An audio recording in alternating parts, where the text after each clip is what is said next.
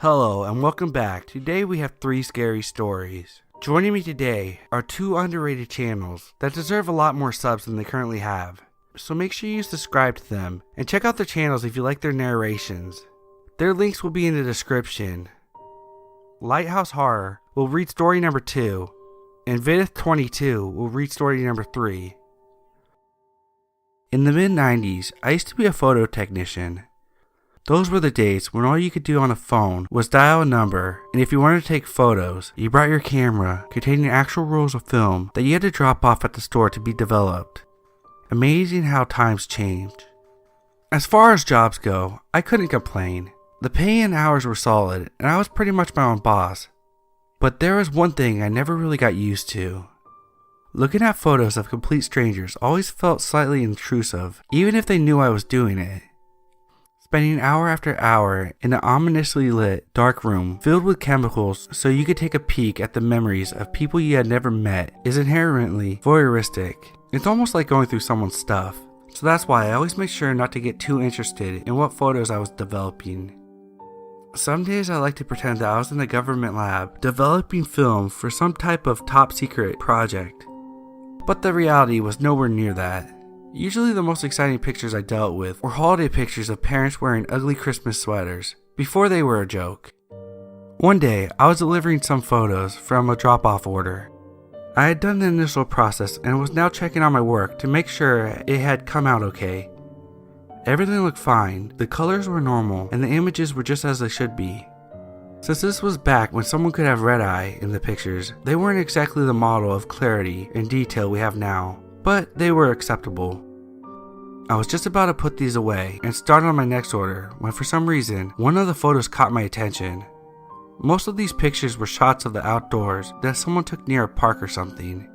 There were some beautiful shots of a lake filled in on every side with dense pine trees. It was gorgeous to look at, but there's something a little off. One of the pictures showed a family of 5 gathered together in front of a cluster of blue sparse trees near a pond in the afternoon. In the left corner near the edge of the shot, there was a shape of a person. There wasn't much you could tell, but there was definitely a person standing there, wearing what looked like a black shirt and blue jeans. It's clear from the picture that the photographer was either ignoring the person or most likely had no idea that the person was even there. There was nothing obviously alarming about it, but it reminded me of one of those blurry Bigfoot pictures that were on the front page of some of those tabloids. It was something about that lone person lurking out in the woods that looked slightly creepy, but a random person making it into a shot happened a ton in pictures, especially back then. So I finished the order, went on with the next batch, and forgot about the picture. 3 weeks later, I was going through a totally different order when I found another strange picture. Except this one was different. Instead of the great outdoors, this picture was from a birthday party of some sort. In the picture I was looking at, everyone was inside of a massive dining room and clustered around a big dining room table, while the birthday girl, a blonde girl who looked like she was about 20, was blowing out the candles of her extravagant white birthday cake. But what caught my attention was the large bay window that everyone was facing away from. There was a man standing outside closely watching everyone inside. He was average looking from what I could tell, but what caught my attention was his expression. He wasn't standing out there with a woeful expression that said he was left out. No, this guy was intentionally watching them, like one who watches an animal at a zoo. I wasn't 100% sure, but I thought that he may be looking at whoever was taking the photo. Either way, I had no idea what to think. Was this a relative that was trying to pull a prank on the birthday girl or something? I've seen plenty of awkward and downright weird family photos, but this one seemed different. I've seen enough awkward family photos to know that you can recognize them almost immediately. They have a unique charm that gives you a good laugh, but in a heartwarming, oh my family is just like that way. Since there wasn't anything I could do about this weird picture, I checked the rest of the pictures, packaged them up, and kept on with my work.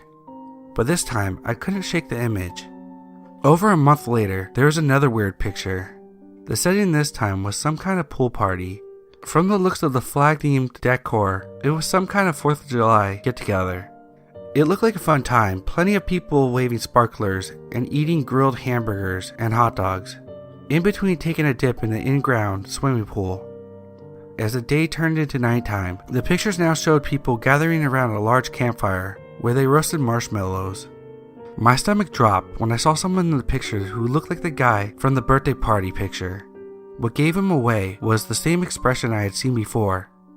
Unflinching, unsmiling, and out of place amidst all the holiday festivities. This time, he was in the next to last photo. The picture was from a huge gathering at some park.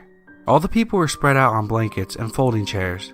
I figured everyone was there to see some fireworks. I didn't recognize the location or the other people in the shot, but there was no mistaking the man I saw peering at the group from far in the background. Was this a stalker or something? Because there's no way this could be a coincidence, especially because all the orders were placed under different names. The weird part was that the people in these pictures were completely different from the other ones I had seen before. The only similarity I could tell aside from the strange man was in both instances, he only appeared when there was a photo of a large group of people. The old saying, "A picture says 1,000 words," is very true at times, but sometimes you wish it would say 1,000 more. I had no idea what the context was for the stranger in the pictures. Worse, there was nothing I could really do. All I had was the name that the respective orders were placed under, and that was it. Ignoring the chill that had washed over me, I finished the order and went on to the next.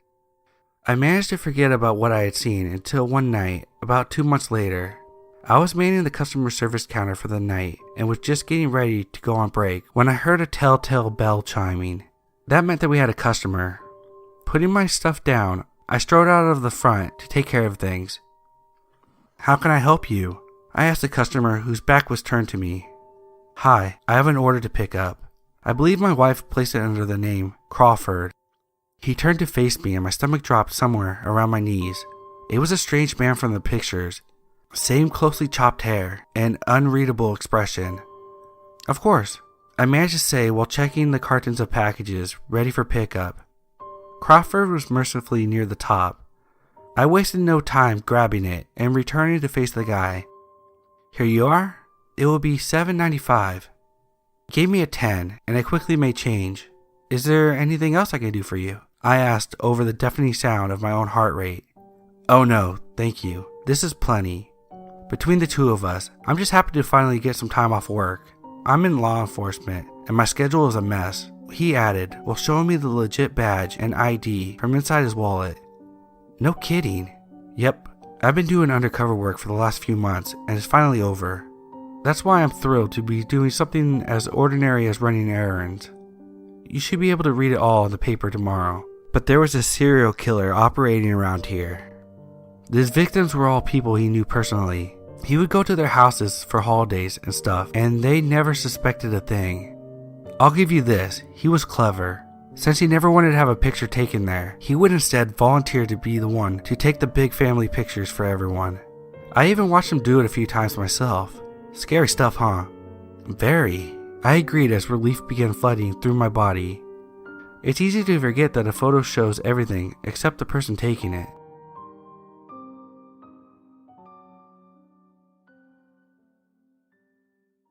My girlfriend had been the first to see it, while I had been the first to see her. "Tara, what the hell are you doing?" I had found her kneeling on a hill between a triangular-like pattern of tall pine trees and digging furiously into the dry dirt. Fresh blood stained her palms, yet she showed no signs of feeling any pain. I reached down quickly, putting my hands on her shoulders and attempting to pull her away. Tara spun backwards and bit the flesh of my hand. As I recoiled in surprise, she turned back and continued digging farther into the earth. I sat down a few feet away, put pressure on the wound, and watched in a mix of confusion and dread.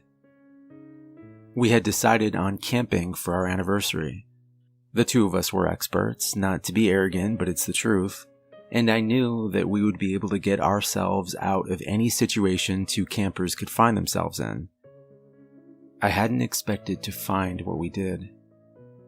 The trip had started out normally enough, the first spot we found having 4 vehicles plopped in the parking lot. "Nah, let's go farther," she had said, smiling and kissing me softly on the cheek. "I want us to be alone." I smiled back. I wasn't about to argue. We went 30 miles farther north, and this time when we arrived at the campground, there wasn't a soul in sight. In fact, the place looked almost abandoned. An eerie feel, you know? A dumpster or two knocked over, I assume from bears, and the vines and various brush were starting to creep over the path and take over completely. We walked for 3 hours, stopping occasionally to kiss, and always joking about school. When you graduate. You mean if you graduate, Tara had said. I flashed her a sarcastic look, but couldn't hold back a smile.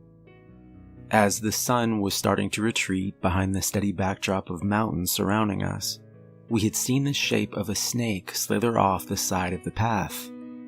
Tara screamed, running a few yards in the opposite direction. She was as brave a soul as I had ever met, but snakes were just not her thing. I called back over to her. Hey, you should have said, why'd it have to be snakes? I shrugged. She didn't get the reference. Chuckling, I followed the yellow outline closely through the rocks and down onto a cool creek of the clearest water I'd ever seen, or at least I can remember seeing. Personally, I love snakes. After a minute or so went by and no sign of Tara, I looked down at my new friend. Well, it's been fun, but the most beautiful girl in the world says we aren't getting married if I have a snake for a pet. Mr. Snake and I shared a moment as I whispered down towards him. I just want you to know you would have been my first choice. It had taken longer than I would have liked to find Tara once I reached the path again. In those few minutes, I wasn't scared. I mean, not in the traditional sense, but there was something. Dread isn't exactly right, but it's close. Premonition, maybe. That's when I saw her digging furiously between the pine trees, blood starting to cake with the dirt along her arms. She had bitten me, and I watched in horror as she continued.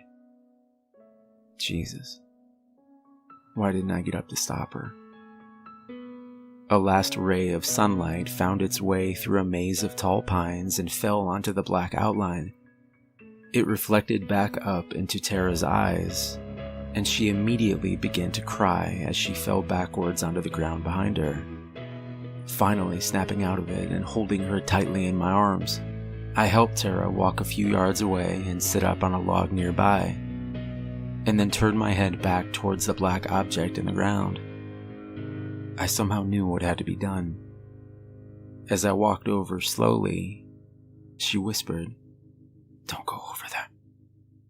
"I have to," I interrupted, kneeling down over the object. Tara had dug a little over a foot down into the hard dirt, and a small black mirror reflected back up at me.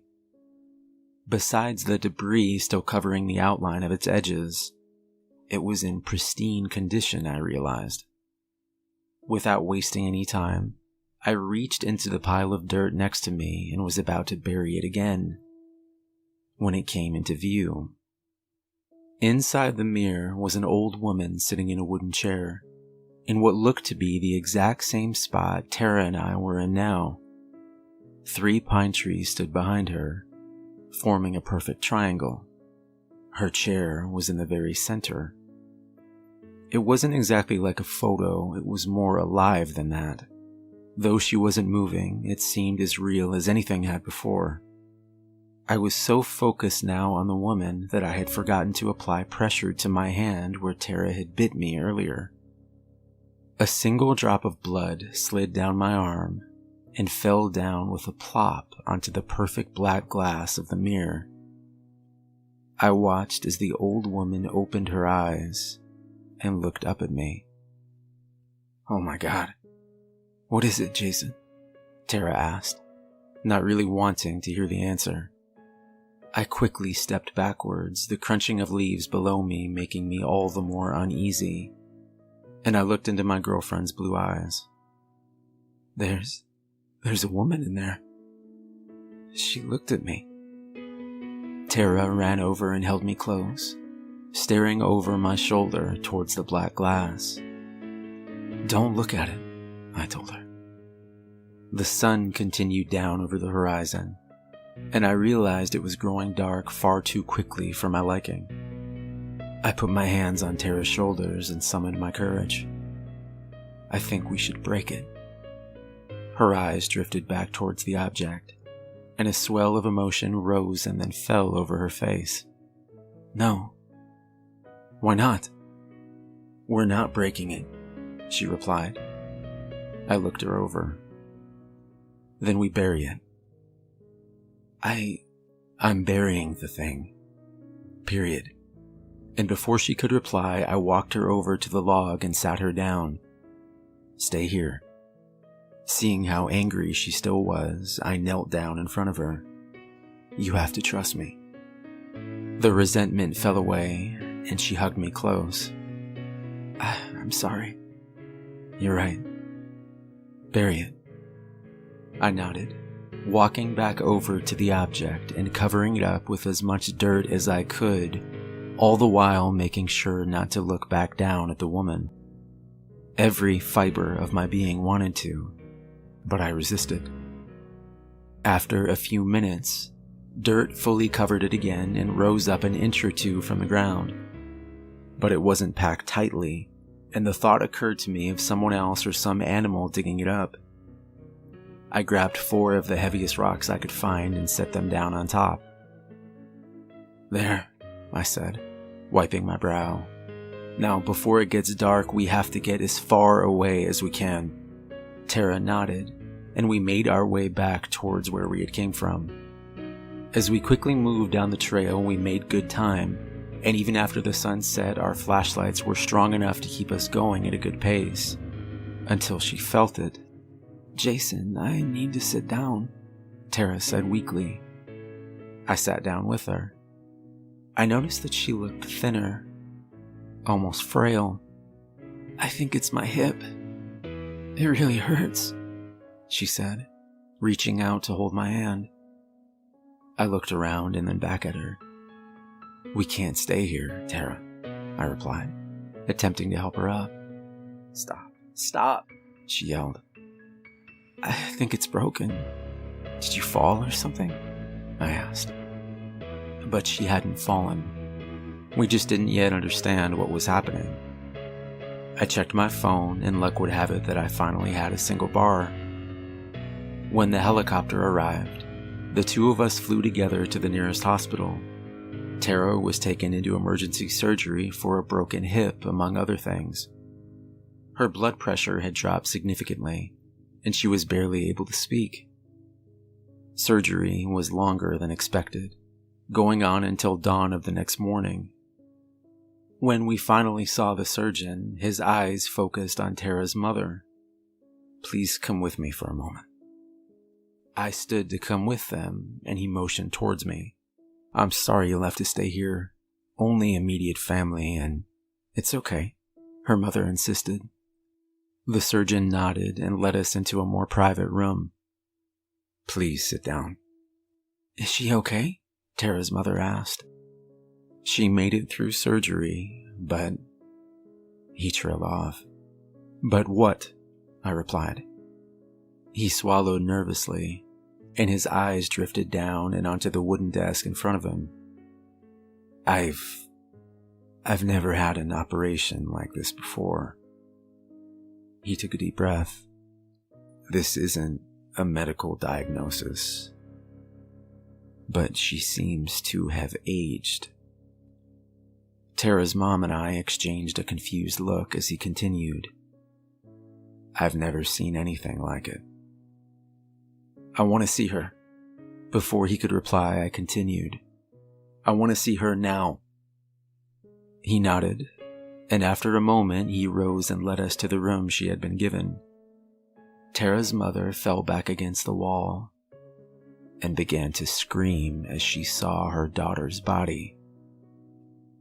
My girlfriend looked over at us, her face withered and something beyond frail. She looked to have aged 100 years or more. I rushed over, pushed away the shock the best I could, and held her hand. What's happening, Jason? She asked weakly. It's been 5 days since that night, and Tara is still alive for now. I've wanted to talk to her. I've wanted to go over the plan I have, but she's only awake for a few minutes at a time before fatigue takes over and she falls into a deep sleep. I think that I have to go back. I think I have to go back to those hills and those pine trees. I think I have to dig it up again. This time when I see it, I'm gonna break it. Sometimes when I sit at night in my girlfriend's room and drift off to sleep, I can see that old woman inside the black glass staring back at me. I tell myself that I'm imagining it. I tell myself that it's only a dream. There is something that haunts me though. When I close my eyes and see her, the old woman staring back at me isn't old at all anymore. She's young. I was taking a shortcut through the old factory district when it started to rain. I hadn't noticed the sky swelling with dark clouds, my head still throbbing from the sneaker-sized bruise left from when Ethan Davis and his friends had jumped me at lunch period. After another day, I just wanted to lock myself away in my room where no one could bother me. Just one more year, I kept telling myself. Just one more year and I'd be done with school, and this town forever. With my GPA, I might be able to apply for college early. The gears of machines that had churned out steady pillars of smoke from the stacks of the great building had long since grounded to a halt, along with the economy. Businesses were abandoned and boarded up, the paints peeling away, revealing crumbling red brick. The skies were dyed an autumn gray, adding to the surrounding gloom of the area. The overgrown grasses swayed around my feet, marching on the buildings like some slowly approaching army, ready to return the area to its former green. As the first skyward droplets soaked through my jacket, I rushed for cover under some vast, connecting girders. I figured that Dad wouldn't mind me being a little late. He'd already been passed out drunk on the couch by the time I got home. Leaning back against the graffiti-scrawled wall, I lost myself in the steady trickle of water against rusting steel. After a while, I found myself unable to settle. That same nauseous feeling tingled through me, one that I was not alone. Opening my eyes back to reality, I turned around to the half-boarded-up window. Between the rotting wood and climbing ivy, a single eye blinked out at me from the darkness. I fell backwards with a strangled gasp, tripping over my own feet. I was able to take off running when I heard the voice. Wait. A wispy dark tendril sneaked out from underneath and strained out towards me. Looking closer, I realized that it was one of dozens, all coiled around the swollen, disembodied orb, forming a fleshy eyelid. Leaves sprouted from them, as whatever it was had tried to fuse with the plants, which only served to make it look more unnatural. Please don't leave. It was the kind of voice I'd only ever heard before in TV or movies, usually heavily modified by computers. Neither male nor female, and despite the lack of a mouth, there was a strange echo to it, which only seemed to accentuate the sadness in its tone, and just hearing it was enough to stop me in my tracks. Who are you? Umbra. The words came slow, stunned that someone had stayed this long in its presence, and struggling to make normal conversation. Umbra? The eye at the center of the squirming mass fell to the ground. I am an anomaly.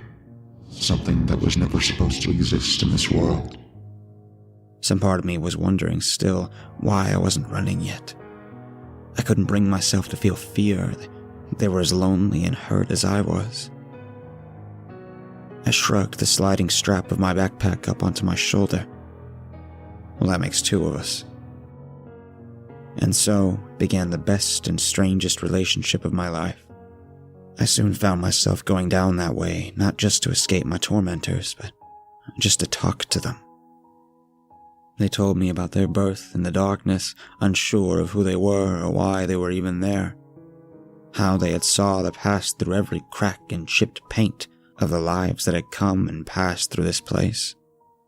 In return, I told them about my life, my dream of living in a little cabin in the mountains, the pinwheel that I'd made in 3rd grade, which Dad had torn up in front of me, and the memories of my mother, how she'd sang to me, even in her last days when she'd been in a hospital bed filled with tubes. It was more than I had ever revealed to anyone. I was afraid of driving them away with just how much I talked, but Umbra clung onto every word. No one had ever paid that much attention to me at school or home. They made me feel like I was really someone and not just a school freak. I found myself forgetting the initial shock of their appearance. I had been trying to dab away the trickle of blood from my nose when I had felt a slimy tip pat my back, but Umbra had been quick to notice. They seemed to have an initial ability to pick up on my slightest pain, emotional or physical. Why do they hurt you so? They asked. There was no pity or disgust in their question, just pure compassion. Tears sprung to my eyes and I struggled to hold them back. I didn't want them to think of me as more pathetic than I already was. Because they can, I admitted. I've learned long ago not to fight back. Ethan was bigger and stronger than me. Most were too afraid. The school district had only turned a blind eye to it all. It was just the way of things. Still, Ethan hurt a hell of a lot less than my dad. Then they're wrong. You're better than you think you are. You deserve to be treated better.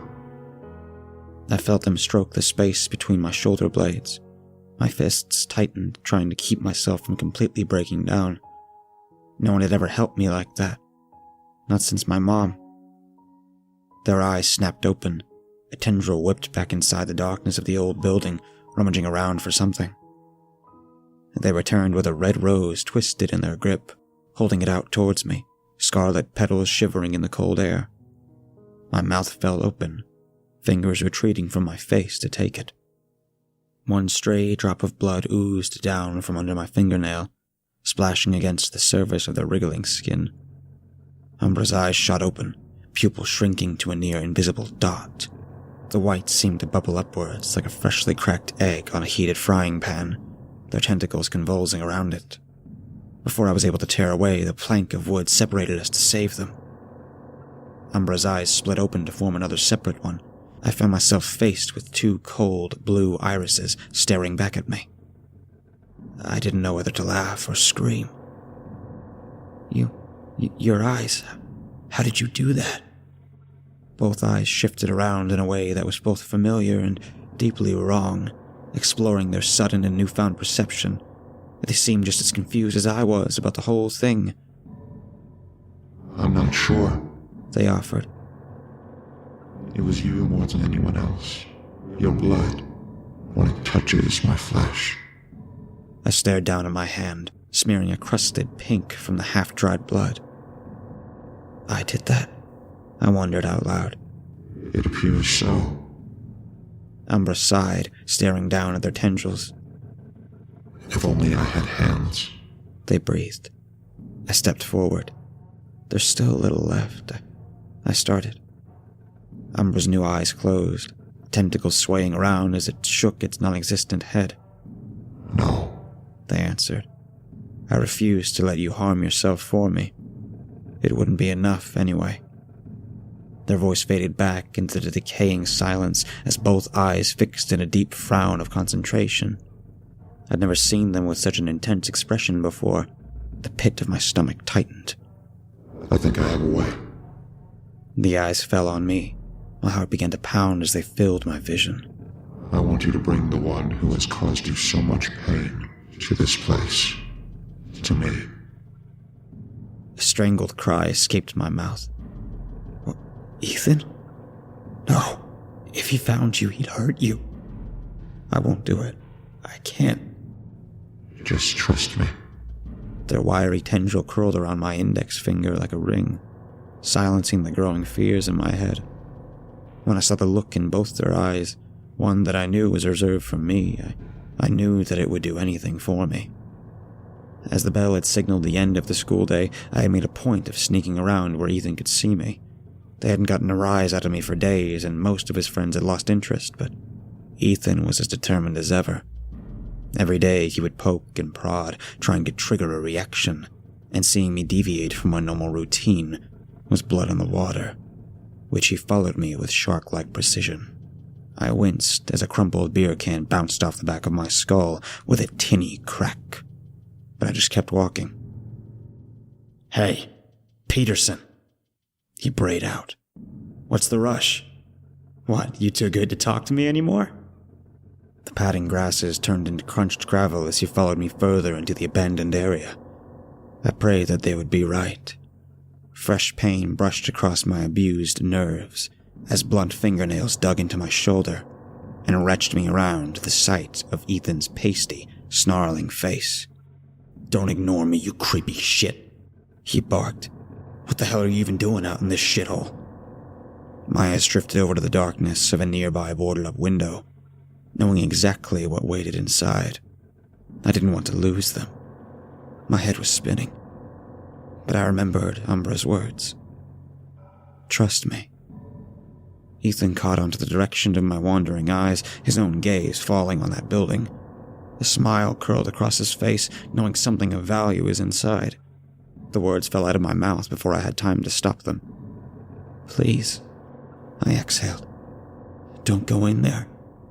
He shook his head with a chuckle, grip tightening on my shoulder as he pulled me over. Stale alcohol drifted off every word he spoke. "Keeping secrets from me? I thought we were friends. I'm hurt. Well, if you won't show me what you're hiding," he tossed me to the ground, "then I'll find out myself." I limped after him. Fear outweighed the pain. He paused, wedging his bulk under the plank and shifting through inside. Aside from Ethan stumbling, I couldn't hear any other signs of life in there. After a few minutes of walking around in the darkness, his chuckles went silent. I only heard one brief, inaudible exclamation of confusion before it trailed off into screams, the loudest and most horrific I'd ever heard. It was as if his very throat was being torn out. As quickly as it happened, it reverted into silence. "Umbra," I called out, my voice bouncing off the vacant walls. My fingers clamp around the rain-soaked wood as I squinted in. Inside of the inhuman tendrils I'd become used to, a pair of hands reached out. They were almost human, but a dark gray in color. The thick, twisting fingers that had brushed against the tips of my own outreached ones, the black fingernails pointing into steely tips. They were massive, the palms encompassing my own hands, eyes hovering forward out of the darkness. My chest sagged in relief when I saw Umbra's pale blue eyes instead of Ethan's greenish glare. "Umbra, is he?" I began. Yes, he's gone. Emotion welled in my throat. Warmth flowed down my spine like the sun shining on my back. "Thank you." The hands reached up to cup my face, thumbs stroking over my cheekbones, moving around to the back of my head to thread through my hair. Even with the size and sharpness, there wasn't a single millisecond of pain. My breath hitched to my throat. The tenderness with which they touched me was something that I once resigned myself to ever experiencing in my life. It was all that existed in that moment. It felt like home. Are you happy? They asked. God, yes. So happy, Umbra. I can make all the pain disappear. My eyes opened as they went on. I wouldn't just have hands. I'd have a whole body to hold you with. I can punish all those who have ever hurt you. Would you like that? My lower lip trembled. I couldn't try to deny it, but the answer was already there. Yes. more than anything. Their eyes remained unblinking, focused on me. Then bring them all to me. It was easier than I expected. I promised them drugs and lured them down, urging them inside. They compiled and one by one met their fate in the dark. Like Ethan, a brief scream would resound out before being cut off by silence, and they were gone from my life forever. Each new person brought in a new feature to Umbra's form: arms, a mouth, a nose, until they had a complete face. Every day, I find something new about them to fawn over. The joy that bubbled up inside me at knowing they would never hurt me or anyone else overshadowed any doubts. Unfortunately, even in a dead town like this, the disappearances of 4 people didn't go unnoticed. They overlooked me, believing it to be drug-related, but I knew I had to stay away for the next few weeks, at least until the heat of the investigation died down. Umbra was still a constant worry in my mind. I didn't want to leave them alone again. I'll be fine. They reassured me in that gentle echo. I'm almost a person now, and that's all thanks to you. I can never repay for what you've done. I scoffed. I'm the one who should be thanking you. I leaned back against the wall. I hate that I can't see you as much. You're the only thing that matters, I said. I just want to see you. The real you. Those comforting yet hideous hands stroked the sides of my face, their mismatched mouth of teeth fixed into a wide smile. Be patient, Milo. My time will come. In the passing days, Umbra was always on my mind. I craved their presence like a drug. Even Dad noticed my sudden shift in mood. At dinner, he squinted over the table at me as I prodded the amorphous green mass of reheated peas that sat on my dinner plate with my fork. Unshaven, with his paunch protruding out of his grease-spotted shirt. My lower eyelids twitched as he struggled to maintain focus on me for more than a few seconds. "The hell's wrong with you?" he slurred out. "Nothing," I mumbled. He slammed down his can onto the kitchen table, spraying foam everywhere. I stared at the ground as I inwardly numbed myself to another inebriated rant. "Sometimes I don't even know why I try. I work hard all day to put food on the table and come home to your shitty attitude," he exclaimed. He hadn't worked for the past 3 months. I would have rolled my eyes, but I didn't want to get another concussion. His voice faded into the foreground, replaced by thoughts of Umbra. Under the flickering kitchen light, the unshaven, blotchy features of my father seemed more monstrous than what they could ever be. I wished with every fiber of my being that I could be there with them, and that we could both leave this place behind, to go live somewhere remote, where no one could ever bother us. Where it would just be us, forever.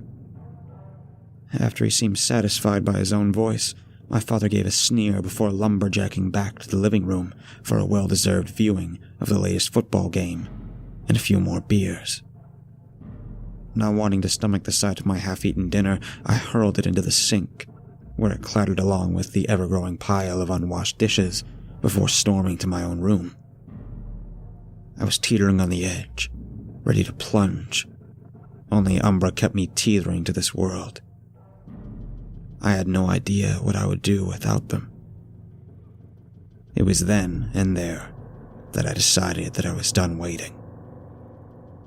One final part to complete the person I loved, and one less pain in my life. Luring the old bastard out was like dangling a piece of cheese on a string over a rat.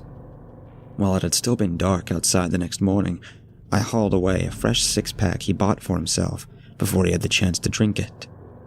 Whenever just one went missing, I'd always be the first to be blamed, even though I hated the stuff. I made sure to be careless about it, leaving enough clues behind so he'd know where to find me. This time, I wasn't afraid of him. I stood in the urban graveyard, waiting. Umbra's massive paw slipped out from underneath and clutched mine. Don't be afraid. I'm here.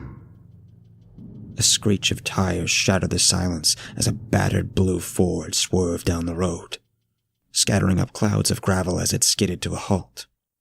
Their hands slid back into the safety of the darkness. Thank you. They whispered, with a mouthed "I love you" back. I pushed down the nervous bile building in the back of my throat and went off to face my father, who had dragged himself out of the driver's seat, albeit with some struggling, and was lumbering over. The moment he saw me, his eyes blazed with hatred. "What the fuck are you trying to pull?" he growled. "You give me back my goddamn bruise now, or I swear to Christ you'll be feeling my belt for the next 30 years. My eyes narrowed. "I wanted to make you work for it. You've heard that word, right, Dad? Work. It's the thing that you've never done a full day of in your life." My shirt clung to my skin with the fresh film of sweat that formed. It was like my body had been switched over to autopilot, the words of someone else's tumbling from my mouth. Dad was as stunned as I was, his eyebrows furrowed and mouth falling open. It only lasted for a few seconds, before being overtaken by a look of pure, animalistic rage. "You little shit." The steel tip of his boot smashed into my sternum, knocking the air out of me, and sending me sprawling into the ground. A flurry of punches soon followed, but I just closed my eyes and took them. It was all for Umbra, I told myself. My father's voice faded in and out of my ears like the volume of a television being adjusted. I could still make out some words, no matter how much I tried to block it out. "Always making my life hard. No respect. I'm tired of it. I don't want this. Why'd she have to leave? Why couldn't it have been you?" Tears streaming down his face as he punctuated the next sentence with a series of punches to my ribs. "It should have been you." As he raised his fist into the sky, preparing for one more blow, Umbra's hand smashed through the boarded-up window, sending splinters and concrete into the air and clamping around his waist. There was a split-second look of unimaginable terror as he was dragged in, still struggling against the claws that had held him in place, never to re-emerge. There came the familiar pop of bone and boiling gurgles, which preceded the longest and most welcome silence of my life. I peered into the newfound entrance, foot hovering over the pebble-strewn threshold. Cal. Their voice reverberated out from inside. I wasn't able to turn back for anything. Once inside, light poured in from the grimed windows, and the dust particles floating in the air sparkled like diamonds. Hello, Milo. As my eyes adjusted to the darkness, the massive shape sitting in the corner of the room became clear. It was 6 feet tall, but at least 4 times as wide. It didn't seem to have a neck, with the elongated head looking as if it melted into its blob-like torso, which trailed off into a bulging tail. The skin on the face bulged up with golf ball-sized lumps, which on closer observation were multiple smaller eyes beneath the bulging blue ones that covered its skull. The patches of half-forming muscle had fused to the surrounding metal and cement, forming ropey mesh. The mouth seemed too big for its face, extending into an ever-present smile. Below the veiny, long, and surprisingly muscular arms that were bent against the floor were several smaller limbs that jutted from its sides, slowly being absorbed into its shadowy form, still grasping for life. Tiny black tendrils lined its forearms, wriggling in the air like maggots trying to burrow into the flesh. Yellowish globules of fat spilled forward from its waist, where the skin had split under its immense mass. I should have screamed my lungs out at the sight, but when they looked at me, I knew there was nothing to fear. "You're beautiful," I choked out. Umbra's already texed smile seemed to widen even more. The second those elongated arms opened, I found myself running for them. Before I even knew it, I found myself nestled against their hills of flesh, comforted by their terrible but gentle arms. Everything else ceased to exist. There was only each other. No more pain, hiding, or fear. The true monsters The ones that had haunted my existence for so long were gone. All because of them. Every moment of agony we both endured was worth it. Finally safe from the world. I didn't even care if they weren't human. I loved them. I knew I loved them. They were here now, and they would never leave. I would never need anyone else in my life but them. Umbra, my loving shadow.